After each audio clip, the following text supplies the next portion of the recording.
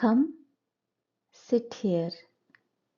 In Kannada, ಬನ್ನಿ, ಕುಳಿತುಕೊಳ್ಳಿ or ಕೂತ್ಕೊಳ್ಳಿ. Assuming someone comes to your house and you want to ask, how are you? Come, sit. In Kannada, ಹೇಗಿದ್ದೀರಾ means how are you? ಬನ್ನಿ means come. ಕುಳಿತುಕೊಳ್ಳಿ means sit. Or in short, ಕೂತ್ಕೊಳ್ಳಿ. ಹೇಗಿದ್ದೀರಾ ಬನ್ನಿ ಕೂತ್ಕೊಳ್ಳಿ. Assuming you want to request somebody to stand in a place. ಬನ್ನಿ means come. ಇಲ್ಲಿ ನಿಂತುಕೊಳ್ಳಿ or ಇಲ್ಲಿ ನಿಂತ್ಕೊಳ್ಳಿ.